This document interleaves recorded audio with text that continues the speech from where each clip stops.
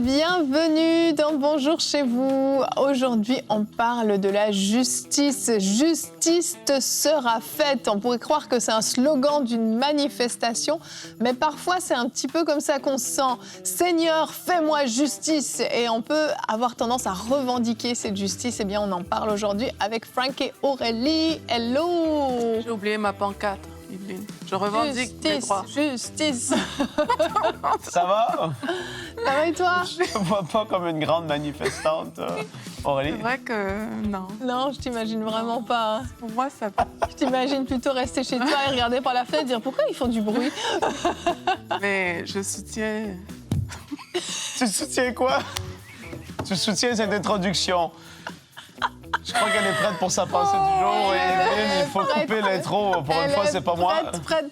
C'est clair, c'est Aurélie qui s'est perdue toute seule, là. Elle s'est perdue toute seule.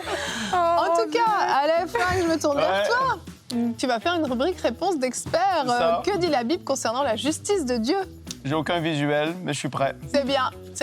Pas de visuel, t'as raison. Ça sert à rien, de toute façon, les visuels. Non, on écoute. Oui, c'est ça. Mais pour tous ceux qui ont une mémoire visuelle, tu fais comment? Ils écoutent.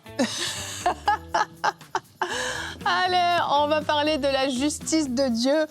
Peut-être certains d'entre vous être dans un climat plutôt d'injustice, où vous vivez une injustice même profonde et c'est difficile. Eh bien, cette émission va vous encourager, va vous fortifier dans ce que vous traversez. Je sais que pour certains, c'est pas facile. Quand on parle d'injustice, il peut y avoir des fois des petites choses, mais des fois, ce sont des grandes choses, des vraies situations. Et on veut vous encourager aujourd'hui dans cette émission. Alors, on va enchaîner tout de suite avec Aurélie dans la pensée du jour.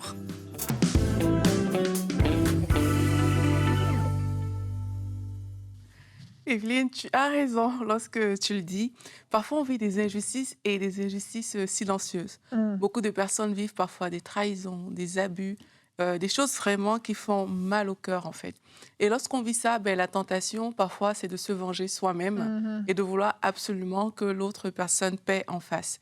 Mais dans Romains 12, à partir du verset 17, Dieu nous a donné une façon de nous comporter lorsqu'on vit des injustices. Il dit « Ne rendez à personne le mal pour le mal. Recherchez ce qui est bien devant tous les hommes. S'il est possible, autant que cela dépend de vous, soyez en paix avec tous les hommes. » Et au verset 19, il dit « Ne vous vengez point vous-même, bien-aimés, mais laissez agir la colère.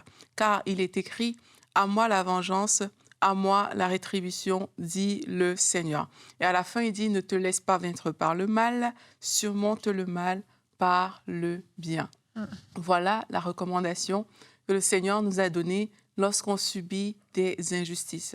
Au lieu de chercher à te venger par toi-même, le Seigneur te dit « À moi la vengeance, à moi la rétribution. » C'est à moi de prendre cette situation en main. C'est pas à toi de le faire. Et aujourd'hui, j'aimerais te dire de faire confiance à Dieu pour te faire justice dans ce que tu traverses.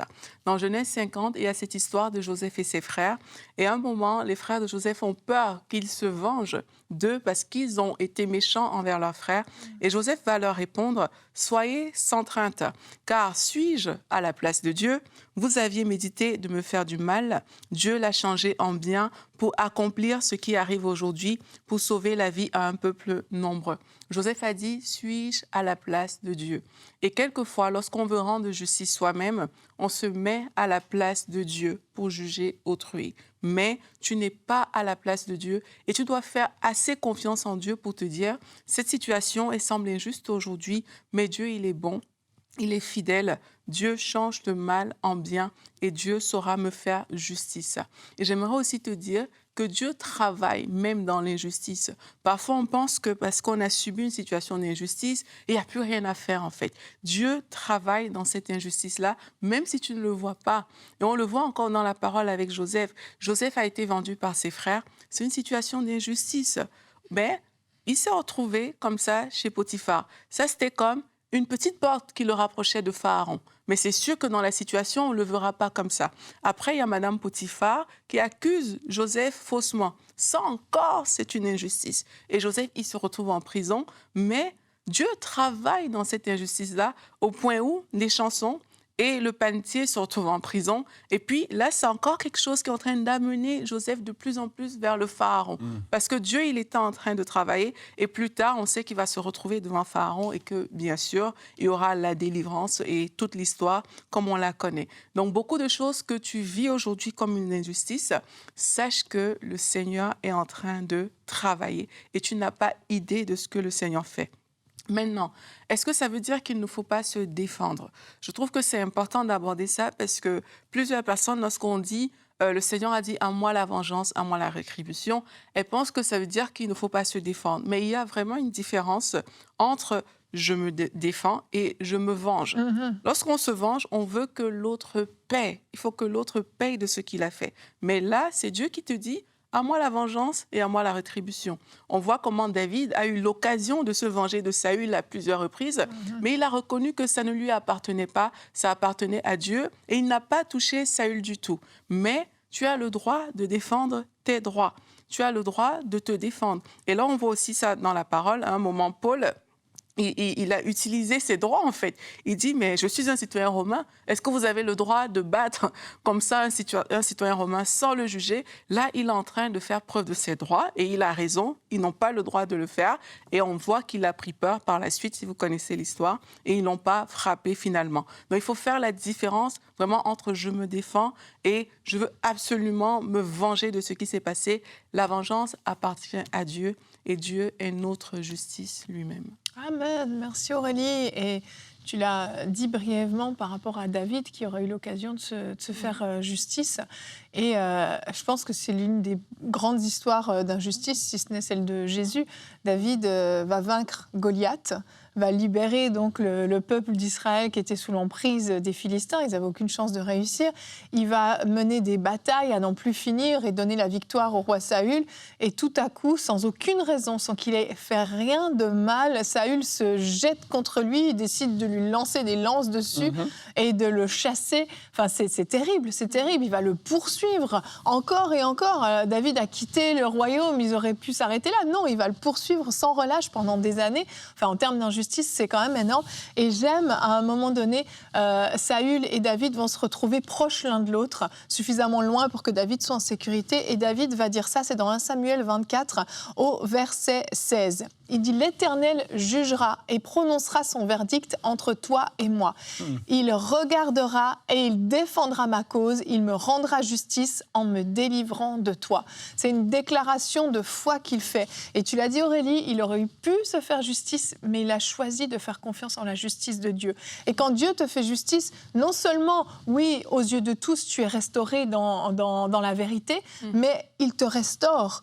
Il te replace même au-dessus de là où tu étais avant. David va avoir une place d'un roi comme il n'y en a pas eu d'autre en Israël, au point où même sa descendance va être bénie jusqu'à Jésus. Enfin, c'est quand même très, très fort. Et en fait, tu vois que la justice de l'homme est limitée.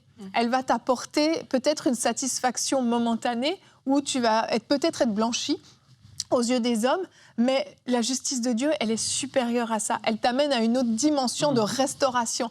Tout ce qui t'a été pris peut être rendu, mais pas seulement ce que tu avais, on te rend plus encore. Enfin, il y a une dimension vraiment qui est surprenante et qui prend des dimensions qu'on peut pas forcément imaginer. Et si on cherche à se faire justice soi-même, le problème, c'est qu'on se prive de la justice de Dieu. Ce sera l'une ou l'autre. Ça, c'est sûr, mais il y a aussi... qu'est-ce que j'ai aimé c'est pas la seule chose que j'ai aimée, Aurélie, t'as pensé. Mais quelque chose qui t'a marqué. J'ai apprécié l'histoire de Joseph. Et dans cette histoire, il y a la notion du timing de Dieu dans sa justice. Exact. Parce qu'en effet, il aurait tapé du poing, fait une crise d'enfant dans la prison. « Sors-moi d'ici tout de suite, moi, je suis supposé être ça et ça. » Et Dieu, le bon père qu'il est, il regarde son enfant et il dit... Il n'est pas prêt. J'aimerais ça te sortir tout de suite, mais j'ai quelque chose de plus grand en tête. Et tu peux même pas le comprendre encore. Et en fait, tu vois, quand ça va arriver, tu vas le saisir. Et des fois, on est comme ça. Et en tant que parents, même nos enfants, ils font une affaire, une crise, et aussi, et ça. Non, il faut être patient. Il faut savoir être patient parce que quand ça va être ça va être encore mieux et encore plus. Et là, la notion du timing de Dieu, dans la justice qui est exercée de sa part, c'est là que je trouve qu'il y a le plus de colère et de frustration. Ouais. parce que tu as foi en Dieu, tu as foi en ce qui va intervenir, tu crois en sa toute-puissance, et tu pries, et tu pleures, et tu intercèdes. Et c'est le cas de beaucoup d'entre vous, des injustices financières, légales, au travail, dans la famille, tout. Et là, Dieu dit, ben, je t'entends, mais il y a aussi un timing qui te dépasse parfois. Mais c'est pas agréable à entendre. Ouais. Mais tôt ou tard, Dieu fait justice. Et bien, d'ailleurs, je vais en parler dans la rubrique, la justice de Dieu, comment elle a été exercée depuis la création de l'homme, j'ai envie de dire comme ça, parce que Dieu a toujours fait justice aux opprimés. Que les gens le veuillent ou pas, tôt ou tard, il y a la justice de Dieu qui tombe. C'est vrai. Et tu dis tôt ou tard, Dieu fait justice, et c'est important de le comprendre, c'est que le tard peut arriver, en fait. Et dans certains cas même, pourquoi, je ne le sais pas exactement, mais dans certains cas, la justice va être au moment où on va se retrouver devant Dieu et où nos œuvres seront pesées, seront consumées, et on verra ce qui reste. Et parce que en fait, le sentiment d'injustice, moi, je trouve que c'est un des pires sentiments. Je trouve ça vraiment terrible. Ça te ronge littéralement de l'intérieur. C'est tellement... En fait, tu n'as rien fait de mal. Tu sais, quand tu vis quelque chose, mais c'est une conséquence d'une erreur que tu as commise, ça passe. Mais l'injustice, c'est j'ai rien fait de mal, j'y suis pour rien, je ne mérite pas ça.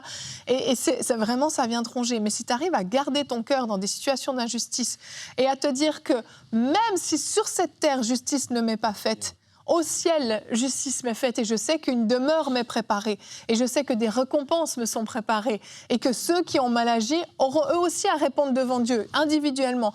Ça apaise le cœur, de se dire, là, c'est momentané, je suis sur cette terre pour l'instant. Je prends volontairement un cas extrême où justice n'est pas faite sur cette terre, mais il faut être prêt à ça, de dire, même si jamais ça arrivait, Seigneur, je garde mon cœur, et je choisis de te faire confiance quand même, parce que je sais que tu es le juste juge. Et réaliser que la façon dont Dieu va rendre justice, c'est pas forcément comme nous on a imaginé. Ah, ça c'est clair. Parfois, regarde en tant Joseph. qu'être humain, on imagine des scénarios, voici comment ça va se passer, voici comment le Seigneur va me relever, mais c'est pas toujours comme ça qu'il va le faire, mais on doit avoir la garantie que Dieu, il rend justice. Oui. Ça, c'est une garantie qu'on doit avoir. Même lorsqu'on voit ce truc du juge, la Bible dit, mais Dieu ne fera-t-il pas justice à ses élus qui crient à lui jour et nuit? Donc, quelque part, tu vois, il faut qu'on ait juste cette conscience que Dieu va me rendre justice. Je ne sais pas comment ça va se passer, je ne sais pas ce qu'il va faire, mais il va me rendre justice. Et j'aime ce que tu disais tout à l'heure par rapport au fait que c'est un peu comme quand on dit ta récompense, ben, tu l'as déjà eue dans la Bible, alors qu'il y a tellement plus que ça que le Seigneur a à t'offrir, et on le voit plusieurs fois.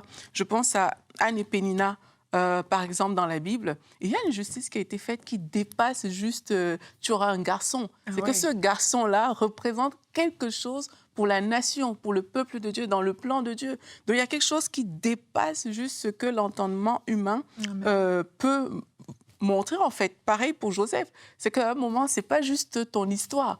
C'est l'histoire de Joseph qui va délivrer tout un peuple derrière. Et je pense qu'on doit réaliser qu'avec Dieu, c'est pas toujours juste nous dont il est question. Mais lorsqu'on cherche à se venger, en fait, il est question de nous à ce moment-là. Mais avec Dieu, parfois, il va au-delà de nous pour accomplir des choses qui nous dépassent. Tellement, tellement, c'est vraiment important. Et Frank, on va prendre le temps de s'arrêter un peu sur la justice de Dieu, parce que je crois qu'il y a beaucoup à dire sur ce thème. Et c'est important, dans des situations d'injustice, de méditer sur ça. Donc, je vous invite à être prêt à prendre des notes même, parce que quand on fait des rubriques réponses d'experts, c'est toujours bien de prendre des notes, parce qu'il y a beaucoup de matière qui est donnée. Donc, on y va avec le jingle.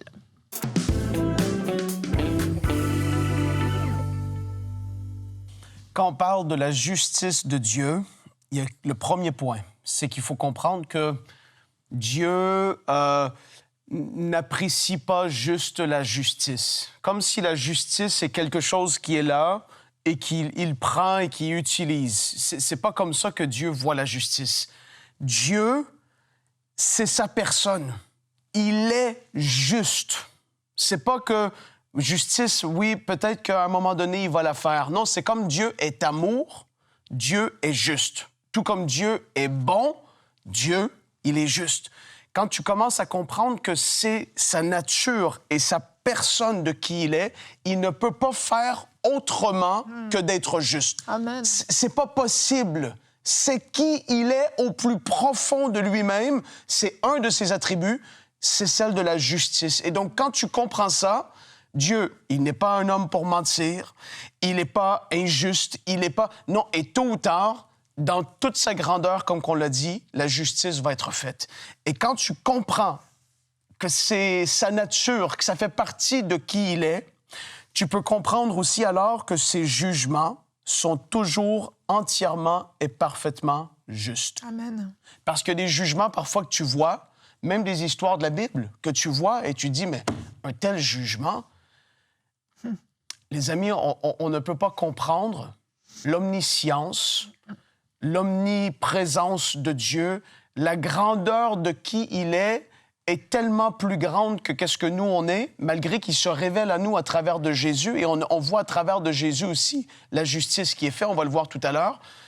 Mais quand tu comprends qu'il est juste et que tous ses jugements sont parfaits, tu te dis, OK, Seigneur, tu es tellement plus grand que moi. Je comprends qu'en effet, quand ta justice, elle tombe, le psaume 145, le verset 17, dit, « L'Éternel est juste dans toutes ses voies et bon dans toutes ses œuvres. » Il est juste dans toutes ses voies.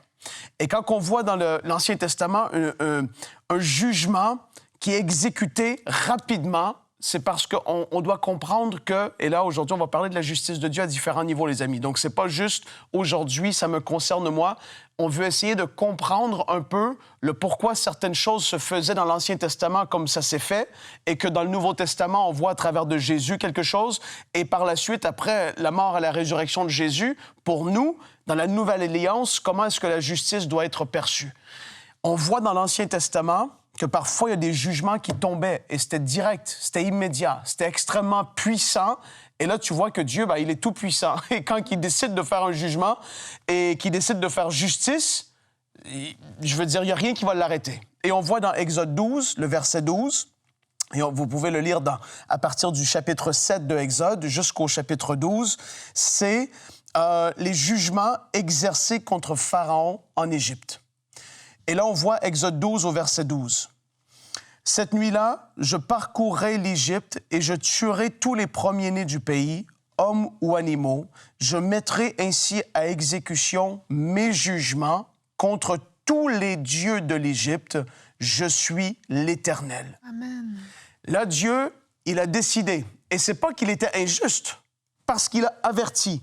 Et averti, et averti. Et on voit qu'il y avait Moïse qui parlait. « Laisse aller le peuple, parce que sinon, laisse aller le peuple. » Et là, on voit les jugements qui tombent un après l'autre. On connaît les différents jugements qui sont arrivés. Et là, c'était le dernier. Et le Pharaon, qui avait le cœur tellement endurci, résistait. À un moment donné, tu sois l'homme le plus puissant sur la surface de cette terre, tu restes une petite, minuscule fourmi face au grand Dieu de l'univers. Oh oui. Et quand Dieu décide qu'il exerce un jugement contre quelqu'un ou contre, à cette époque-là, la nation, il n'y a personne qui l'arrête. Et à cette époque-là, dans l'Ancien Testament, il y avait la loi de Moïse. Vous savez, il y a eu, on pourrait appeler différentes façons, les dispensations ou autres, mais il y a eu, à un moment donné, l'homme était jugé selon sa conscience. On voit que l'homme, par la suite, était jugé par la loi de Moïse. Là, il y a les lois qui sont en place. Si tu ne tiens pas les lois, voici les conséquences qu'il va y avoir. Et à cette époque-là, c'est une des raisons pour lesquelles Dieu exerçait un jugement rapide. C'est que c'était la période de la loi. Et alors que la loi n'était pas maintenue ou qu'il y avait une désobéissance qui était faite par le peuple de manière générale, Dieu disait, vous n'avez pas écouté, maintenant il va y avoir la conséquence. Et quand tu commences à comprendre ça, que même vis-à-vis des ennemis de Dieu, comme c'était le cas pour le Pharaon et l'Égypte de manière générale, Dieu, dans Exode 32, exerce un jugement envers Israël pour le péché du veau d'or qu'ils ont construit. Alors que Moïse est en train de parler avec Dieu sur la montagne. Il est là. Et Dieu, lui qui connaît tout, voit qu'il y a un veau d'or qui a été créé et qui commence à adorer et à élever le veau d'or. Dieu dit, c'est fini, je vais exercer le... Moïse dit, non, pourquoi est-ce que tu exterminerais ton peuple? Là, Moïse, il intercède, tu vois, il est en train de prier, et c'est pour ça que tes prières aussi font un effet, même si tu le vois pas, même si la justice n'est pas à tes yeux fait encore, tes prières ont un effet dans le monde invisible. Continue de prier par rapport à l'injustice qui est faite, parce que tu ne sais pas ce que Dieu est en train de faire dans le monde invisible. Tu ne vois pas encore ce qui est en train de peut-être se mettre en place. Ne cesse pas de prier et d'intercéder intercéder. Moïse, il intercède en faveur du peuple et Dieu dit OK, mais il va quand même y avoir un certain jugement qui va tomber. Tu vois, il y a dans l'Ancien Testament les jugements de Dieu qui tombent rapidement parce qu'il y a la notion de la loi qui est là. Mais là, on arrive et on avance et on arrive à la période de Jésus. Jésus vient sur la terre et là, on connaît ce passage de Ésaïe 53. Parce qu'on se dit, pourquoi est-ce qu'aujourd'hui, il y en a qui vivent dans le péché n'importe comment et qu'il n'y a pas le jugement de Dieu qui leur tombe dessus? Pourquoi est-ce que c'est comme ça aujourd'hui alors qu'on voyait ça? Il y en avait, ils touchaient l'Arche de l'Alliance et bam, direct, ils tombent morts. Et là, il y en a qui viennent à l'église, ils lèvent les mains et ils chantent et ils vivent n'importe comment. Pourquoi est-ce qu'ils tombent pas morts, eux, directement à ce moment-là? En fait, tu te dis, pourquoi le jugement de Dieu et sa justice n'est-elle pas exercée tout de suite maintenant? C'est parce qu'on est dans cette période de la grâce aujourd'hui. Où est-ce que Jésus, lui, alors qu'il est venu sur cette terre, on comprend la notion qu'il est mort pour nos péchés sur la croix, qu'il a pris notre place, que son sang a été versé pour qu'on puisse être pardonné de nos péchés. Mais en fait, il y a eu ça. Mais pourquoi est-ce qu'il y a aujourd'hui, pourquoi est-ce qu'il y a eu ça et qu'aujourd'hui, on peut, nous, être pardonnés? C'est parce que, justement, Dieu a jugé Jésus, alors qu'il était sur la croix, Jésus a porté tous nos péchés. Il n'était pas un pécheur, mais la Bible dit qu'il s'est fait péché pour nous, afin que nous devenions la justice de Dieu. Jésus sur la croix, il était là. Et Ésaïe 53, les versets 4 et 5 dit « Cependant, ce sont nos souffrances qu'il a portées, c'est de nos douleurs qu'il s'est chargé, et nous l'avons considéré comme puni, frappé de Dieu et humilié. » Sur la croix, Jésus a porté le jugement sur lui que nous, on méritait. Jésus a porté ce jugement sur la croix. Et la parole continue, mais il a été blessé pour nos péchés, brisé pour nos iniquités. Le châtiment qui nous donne la paix, le châtiment que nous, le jugement que nous, on aurait dû avoir, ce jugement-là, le châtiment qui nous donne la paix est tombé sur lui. Et c'est par ses meurtrissures que nous sommes guéris. Romains 1, les versets 16 et 17 dit « Car je n'ai point honte de l'Évangile, c'est une puissance de Dieu pour le salut de quiconque croit. » On connaît ce passage. L'Évangile, la bonne nouvelle de Jésus. C'est la puissance de Dieu pour le salut de quiconque croit, du juif premièrement, puis du grec. Parce qu'en lui, en Jésus, est révélée la justice de Dieu par la foi et pour la foi. On comprend que là, Jésus, sur la croix, il a porté sur lui à notre place le jugement que nous, on méritait. Et aujourd'hui, c'est la raison pour laquelle on est dans cette période de grâce où est-ce qu'on peut venir à lui et dire « Seigneur, je te demande pardon, j'ai péché, tu connais tout, tu sais ma vie, tu sais comment elle est, c'est le désordre, c'est n'importe comment. » Et Dieu ne fait pas tomber sur toi l'éclair comme ça qui fait que tu tombes mort directement. Non, c'est parce que Jésus a porté ça, lui, sur la croix. Et aujourd'hui, on comprend que, encore là, un autre passage de Corinthiens 5, les versets 17 à 21, je ne vais pas tout le lire, mais c'est ce que je disais tout à l'heure. La parole dit « En effet, celui qui n'a pas connu le péché, il l'a fait devenir péché pour nous, afin qu'en lui, nous devenions justice de Dieu. » Aujourd'hui, on est devenu la justice de Dieu. C'est-à-dire que nous qui avons mis notre foi en Jésus, vous connaissez comment que ça se passe. On croit et on reconnaît que Jésus est le Fils de Dieu, qu'il est venu mourir sur cette croix, qu'il est ressuscité d'entre les morts le 3e jour, afin que nous, on soit pardonnés. On place notre foi en lui. Nous, aujourd'hui, devant Dieu, on est justifiés. Il n'y a plus rien qui nous condamne devant Dieu. Mais là, on va plus loin. Ça, c'est notre position à nous qui sommes enfants de Dieu aujourd'hui, justifiés. La justice de Dieu est tombée sur Jésus, afin que nous, on soit épargnés. Mais là, il y a la justice qui est à venir. Donc, justice de l'Ancien Testament. Jésus qui fait que nous, on est justifiés, mais la justice et le jugement à venir. Apocalypse 20, versets 11 à 15. « Puis je vis un grand trône blanc et celui qui était assis dessus. La terre et le ciel s'enfuirent devant sa face et il ne fut plus trouvé de place pour eux. Et je vis les morts, les grands et les petits, qui se tenaient devant le trône. Des livres furent ouverts, et un autre livre fut ouvert, celui qui est le livre de vie.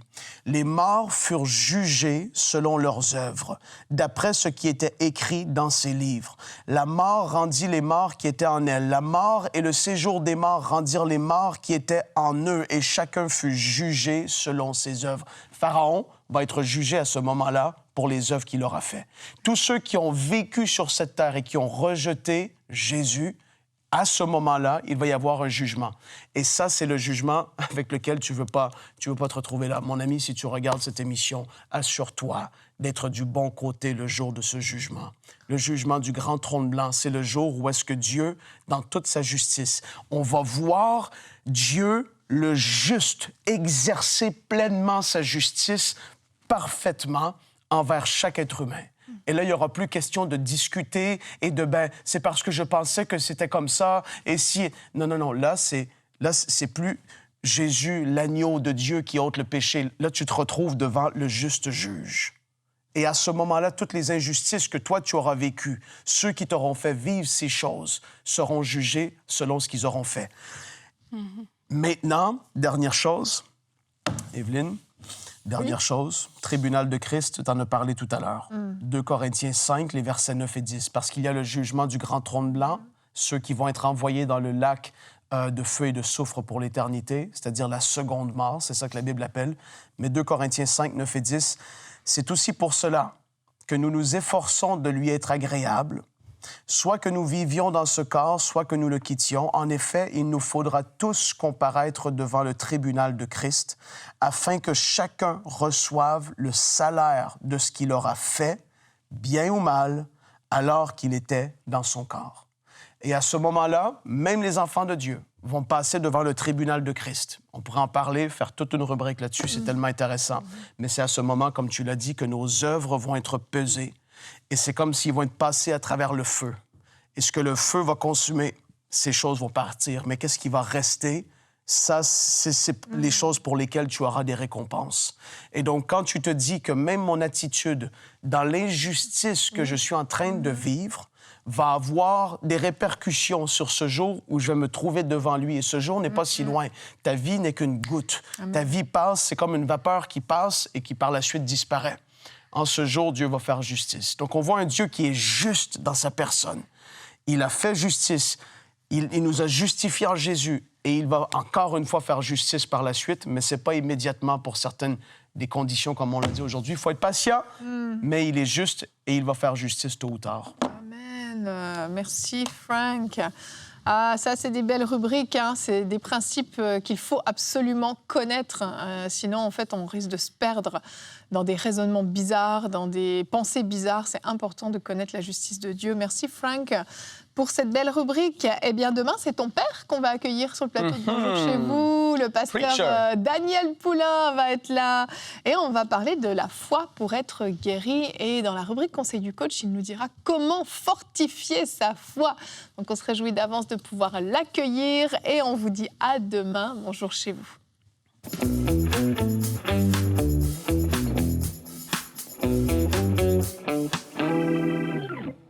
Bonjour, je m'appelle Chantal et je voudrais partager mon témoignage de guérison spontanée.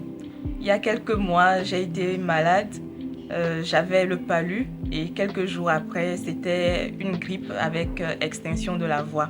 Et je suivais un traitement qui me donnait comme effet secondaire des courbatures, des palpitations, je dormais mal, j'avais des frissons, j'allais pas bien du tout. Et une nuit, j'en pouvais plus et je me suis rappelé qu'une de mes amies m'avait envoyé quelques mois avant cela une prière. C'était la prière avec Pasteur Jérémy, la prière contre 150 maladies. Et je me suis dit, il me faut cette prière-là. J'étais tellement mal que j'ai écouté cette prière-là. Et avec foi, à chaque fois que le pasteur citait une maladie et qu'il disait « tu es guéri », je disais « Amen, Amen » avec foi. Et instantanément, les douleurs sont parties. La fièvre est tombée, je me sentais très bien, plus de palpitations, plus de frissons. Je me sentais tellement bien que je me suis endormie 5 minutes plus tard. Et c'était ma première nuit complète après plus d'1 mois et demi. Vraiment, par ces meurtrissures, nous avons été guéris. Et je voudrais encourager tous les malades à y croire et à recevoir leur guérison. Merci, soyez bénis. Le psalmiste dit, oui, l'Éternel a fait pour nous de grandes choses. C'est ce que Dieu fait encore aujourd'hui à travers les émissions de MCI TV et on est tellement reconnaissant de la vie de cette personne qui a été impactée par le Seigneur Jésus-Christ. Dans les évangiles, il est écrit que la réputation de Jésus se répandait de plus en plus alors qu'il guérissait, qu'il délivrait et qu'il faisait du bien autour de lui.